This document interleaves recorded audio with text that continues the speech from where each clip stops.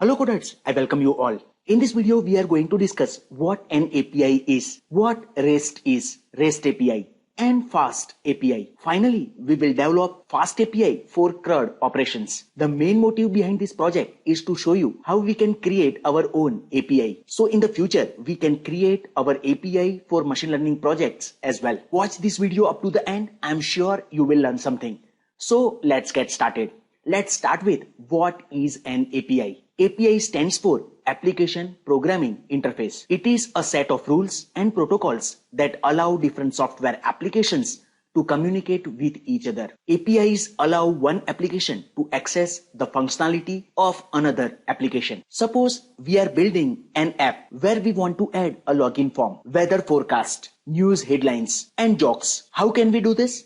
Do we need to create everything from scratch? What if these required functionalities are available somewhere? We can directly integrate it into our app. Yes, that's possible using APIs. We have to use API as per our requirement. APIs allow us to access data and functionalities from other sources in our application. For example, for login, we can allow the user to log in using Google or Facebook, right? For displaying weather information, we can use Weather API that you can see on the screen. For displaying news, we can use News API and so on. So there are several advantages to using APIs. Also you can understand, right? Reduced complexity. Using pre-created APIs simplifies development by providing ready-made solutions for complex tasks. Next, improve time efficiency. We save time by leveraging existing APIs, speed up the development process. Next, data security.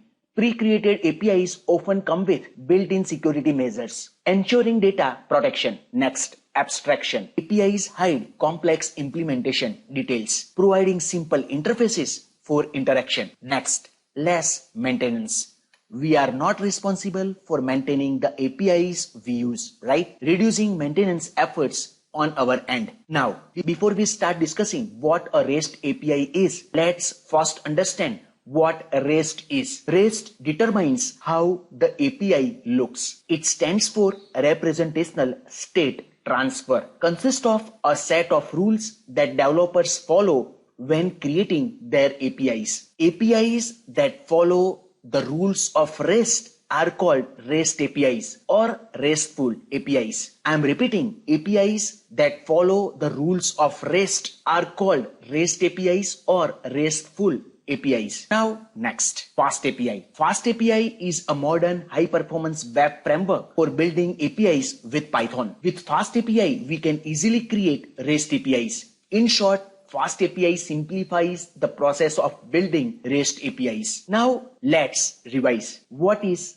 an API? An API is a set of rules and protocols that allow different software applications to communicate with each other. APIs enable one application to access the functionality of another application. Now, what is REST? REST determines how the API looks. It stands for Representational State Transfer. Consists of set of rules that developers follow when creating their APIs. Next, what is a REST API? If we are creating APIs that follow the rules of REST, they are called REST APIs or RESTful APIs. Now, what is FastAPI? FastAPI is a modern high-performance web framework for building APIs with Python. Using FastAPI, we can create REST APIs. In short, FastAPI simplifies the process of creating REST APIs. I hope all of you are clear with what is an API, what is REST, what is a REST API, and what is FastAPI. Now, next, how REST APIs work. So, REST APIs use the HTTP protocol for request and response. A request means requesting resources, also called as API calls from the server. So request means requesting resources from the server, and a response means receiving requested resources from the server. To perform standard database functions like creating, retrieving, updating, and deleting records, as you know, also known as CRUD, within a resource, these are the most common operations we perform on the database. So HTTP has specific methods that you can see here to perform these operations, like GET request to retrieve a record, post request creates a new record, put request updates a record, delete request deletes record. All these HTTPI methods like GET, post, put, and delete can be used in API calls. As you know, API call means request message, right? So now let's discuss this HTTP request and response in detail. So please remember, REST API uses the HTTP protocol for requests and responses. Request means requesting resources from the server, and the response means receiving the requested resources from the server. To better understand REST APIs, I believe it's necessary to discuss HTTP request and response headers, including how clients send requests and the format in which servers send the requested resources. You can see here the HTTP request and response headers. So this is HTTP request header and this is HTTP response header. Let's first discuss the HTTP request header. Then we will move on to the HTTP response header, this one. So understanding HTTP request and response headers is crucial for grasping how REST APIs work. Now let's discuss first HTTP request header, this one. So as you can see, this first part, method. So this indicates the type of action the client wants to perform on the resource. So to understand these methods in better way, here I have mentioned CRUD operations, which are fundamental operations performed on resources in many APIs and databases, right? CRUD stands for create, retrieve, update, and delete, right? And here you can see corresponding HTTP method, this one. So now first method, get. This is like asking the waiter to bring you something from the menu. It's used to retrieve the data from the server. In simple term, we can say read or retrieve. Next, post. This is like giving the waiter your order. It's used to create new data on the server. Next, put. Method of HTTP method. This is like asking the waiter to change your order completely. It's used to update existing data on the server. Update. And the last method, delete. This is like telling the waiter to take a dish away. It's used to delete data from the server. Hope all of you are clear with HTTP method. Post, get, put, and delete. Next, path. So here we can put URL. Uniform Resource Locator specifies the address of the resource being requested. Next, protocol refers to the version of the HTTP protocol being used. Next, headers. It contains additional metadata about the request, such as the content type the client is willing to accept, authentication credentials, cookies, and more. Don't you worry about this. Next, body. Some requests like post and put may include a body that contains data to be sent to the server. Hope all of you are clear with HTTP request. Now let's discuss HTTP response. When the server receives a request, server processes the request and generates a response. It sends back an HTTP response header along with the response body. The response header provides the information about the response itself that you can see over here. First, protocol, same as HTTP request, version of HTTP protocol. Next is status code. This indicates the outcome of the request. Status codes are 3-digit integers. You might have seen it. As I said, status codes are 3-digit integers. You might have seen 200, okay, the request was successful. 400, bad request.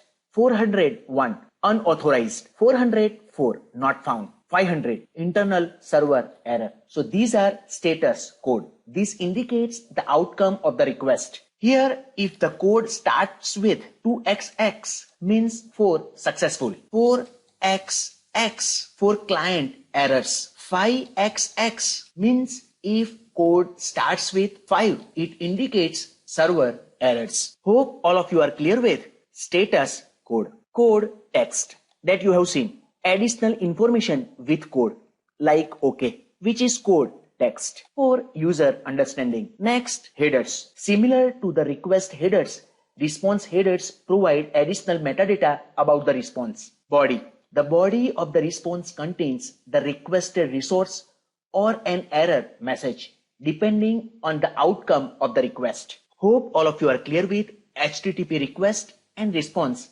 headers. As I said, understanding HTTP request and response headers is crucial for grasping how REST API work. Now let's move on.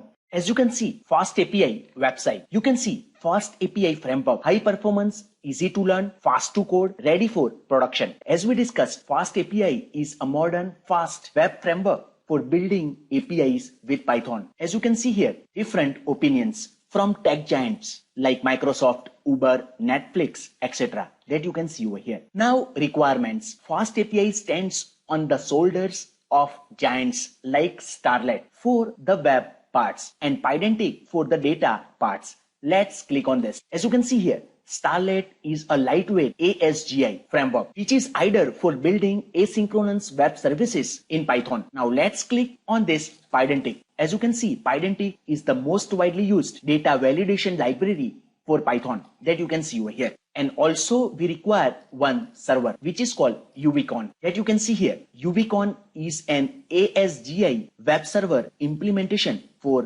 Python. Just remember, to create a FastAPI, you need three main things. First, Starlet. It's like a toolkit that helps build APIs. It handles web-related tasks and provides the foundation for creating your API. Next, UVCon. UVCon is a server. It's the engine that runs your FastAPI. And also we required Pydantic used for data validation. Pydantic does not contribute to the speed of FastAPI like Starlet and UVCon. Pydantic is all about making sure your data is correct. It checks if the data going in and out of your API is in the right format, preventing mistakes and keep everything running smoothly. Don't you worry. Again, we will discuss while coding. So just remember, Starlet for building, Pydantic for data validation, and UVCon for running our API, which is a server. So from where FastAPI gets its speed? From here. Starlet and UVCon, Flask and Django uses WSGI, which is the web server gateway interface, which is synchronous. While this Starlet that you can see over here and UVCon that you can see over here, both are using ASGI, asynchronous server gateway interface, which is successor to WSGI. So these both are capable to perform asynchronous tasks that you can see over here. Asynchronous server gateway interface. So FastAPI gets its speed from these two giants, Starlet and UVCon. These both are using ASGI that you can see over here. Hope all of you are clear with FastAPI. Now let's jump to PyCharm and let's create our own REST API using FastAPI that performs CRUD operations. As you can see, currently I am using PyCharm and just I have created new project. Now let's create our own REST API using FastAPI that performs CRUD operations on this student database. So first, let me click on this terminal and we have to install FastAPI like this. So this statement will install FastAPI with all the dependencies. Let me press enter. As you can see over here, in my case, requirement already satisfied because just I have installed FastAPI with this particular command. Now let's import FastAPI. From FastAPI, let's import FastAPI. Now let's create an instance of our FastAPI application with name app. Optionally, we can give title for our app. Let me write CRUD operations. You can give any. Also, we can give description for our app. Let me write API for CRUD operations. So here we have created instance of our FastAPI application. Now next, let's create a database to store student information. So in place of a database, for simplicity, we are using a Python dictionary and we are assuming this Python dictionary is our database. Let's give name students to this particular Python dictionary. And here we are creating nested Python dictionary. So this one is student ID, and for information we are using another Python dictionary name on it. Age, suppose 90. So this is our database. As I said, for simplicity, here we have created our database using Python dictionary. Now next, so now let's create first endpoint. So for that we have to use decorator app.get and forward slash. So when someone hits this endpoint, this method will be called index, and let's return one message: welcome to the API CRUD operations. So this is our home page. So this message will be displayed on our home page when somebody hits this endpoint. Let me show you this. Let's run this app. To run this, we have to use UVCon, our app name main colon app. Also, let's give the parameter reload. Let's press enter. You can see here our UVCon server is running on this particular URL. Let's click on this. You can see over here, welcome on our home page. Now let's create our second endpoint to retrieve information about all the students. As you know, to retrieve something, we have to use get method, and let's create our second endpoint, students. So when someone hits this endpoint, this method will be called get underscore students, and here let's return all the students information that we have stored over here. Now let's hit this particular endpoint, students. You can see over here, we can see the records of all the students, but as you know, we have only one, so that's why it is showing only one record that you can see. So this is our second endpoint, and this is our home page. Now let's create our next endpoint to retrieve information about one particular student. So for that, we have to use path parameter. So before we create our new endpoints, let's first discuss what is endpoint, right? So please remember, endpoints define the routes or URL through which clients can access the functionalities provided by an API, right? So this is our endpoint, first endpoint, which displays welcome message. This is our second endpoint that will display information about all the students. So endpoints define the routes or URL, uniform resource locator, through which clients can access the functionalities provided by an API, right? So when somebody hits this endpoint, they can retrieve information about all the students, right? Let me take one example. You can see currently I am using this website, which is for IPM. So let me click on this matches. So you can see here fixtures, which is one endpoint for this particular website. Using this endpoint, we can see all the matches that you can see over here. Let me click on this result, which is second endpoint. It shows results of all the matches that you can see over here. And this is points table, third endpoint that you can see over here. And this is fourth endpoint that you can see over here. So these are endpoints. As I said, endpoints define the routes or URL, uniform resource locator, through which clients can access the functionality provided by an API. And you can see one API can have multiple endpoints that you can see over here. So each endpoint typically corresponds to a specific function or resource that the API offers that you can see over here. So hope all of you are clear with endpoints. Now let's create our next endpoint to retrieve information about specific student. So if someone comes to this particular endpoint, we will show the record of a specific student, only specific student, right? So here we have to use path parameter.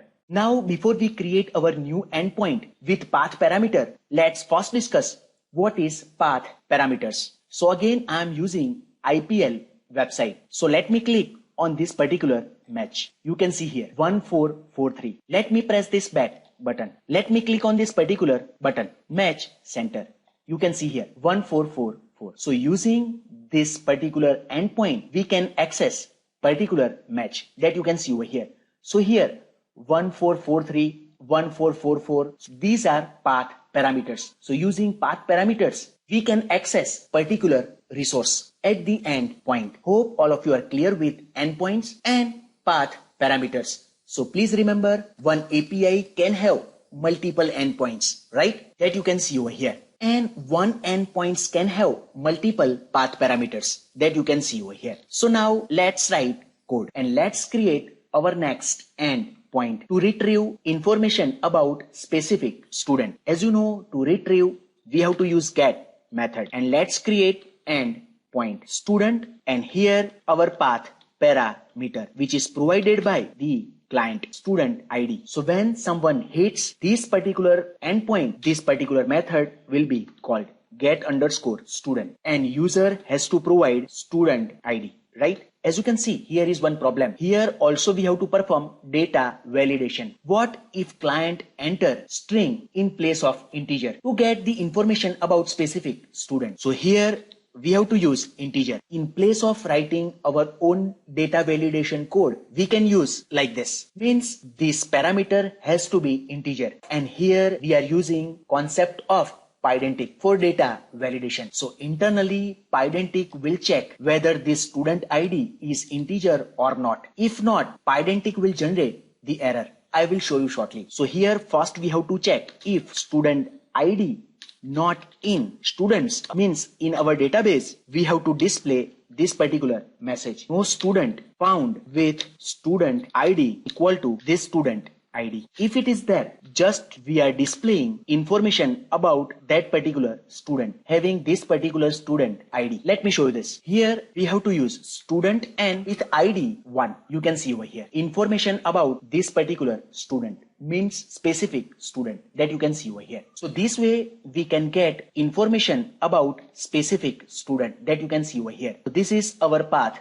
parameter. Hope all of you are clear with this. Now let's create our next endpoint to add a new student. So here we are creating a new endpoint so user can add a new student. So as you know, to create a record, we have to use the post method of HTTP. So app.post and endpoint with name add student. So someone hits this method will be called student. And as you know, here we have to pass name and age as per our database that you can see over here. But here our database contains only these two parameters for this student. What if we have 10, 20 or even 100 parameters? How we can pass these many parameters over here in this particular function, right? So in place of providing parameters like this explicitly, we can create data model. We can create data model over here in this particular file as well. But let me create new file with name data_model.py. You can give any other name as well. So first we have to import from Pydantic. Let's import base model and let's create new class with name new student. Inherits from base model name string age integer. So here in this base model we can provide as many parameters we want that you can see over here in place of specifying all the parameters over here, right?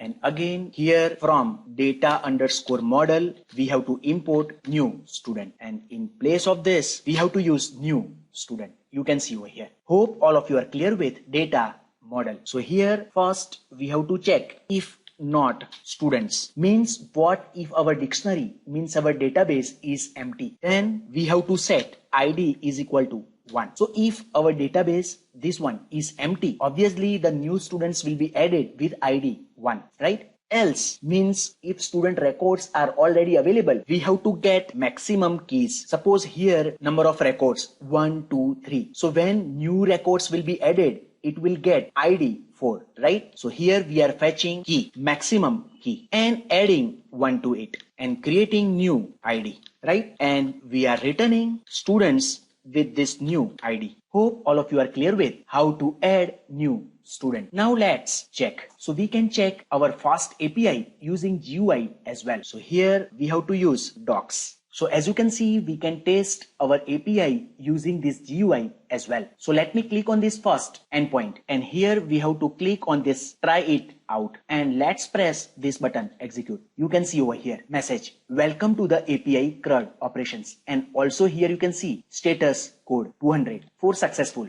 that you can see over here. Now let's click on our next endpoint students. Let's click on this button try it out and now let's press this button execute. You can see over here we can retrieve information about all the students, right? So if we want to get information about particular student, we have to hit this endpoint, right? Let's click on this button try it out and here we have to enter student ID. Let's press this button. You can see over here information about specific student with ID 1. What if someone enters value other than integer? Let's press this button. You can see this error message which is displayed over here using Pydantic. You can see over here. As I said, we not required to write this code explicitly for data validation. You can see it is internally handled by Pydantic that you can see over here. Now let's enter 1. Let's press this button execute one more time. You can see over here. Now let's check our next endpoint. Let me click on this and let's press this button try it out and let's enter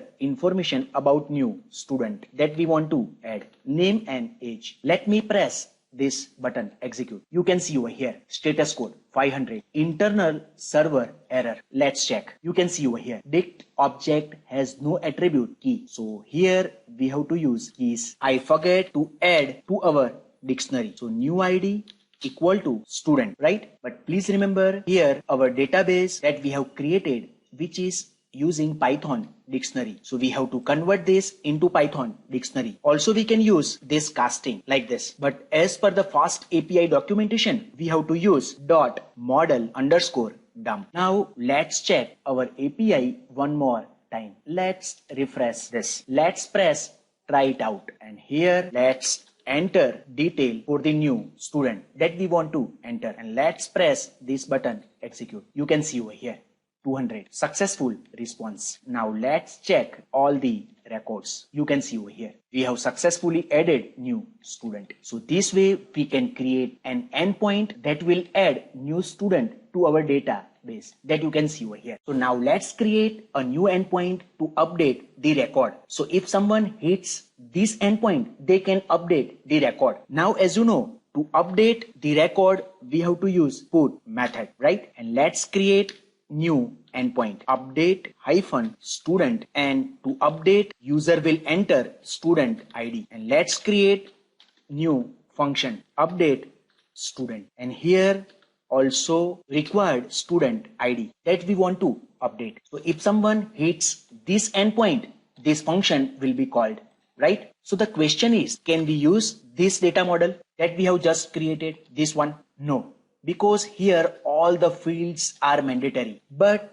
to update the record, it is not mandatory to re-enter all the details, right? So what if someone needs to update only the name, not the age, and another one just wants to update the age, not the name? So here we can't use this particular data model. We have to create another data model. Let's create this class with name update student, and we have to inherit this base model. We have to use this same information for the student, but just here we have to import from typing, we have to import optional. So we have to make this field optional with initial value none. Again optional with none. So these fields are optional to update the record. Hope all of you are clear with this. So now let me write if student ID not in students, we have to return this particular message, right? If user wants to update name is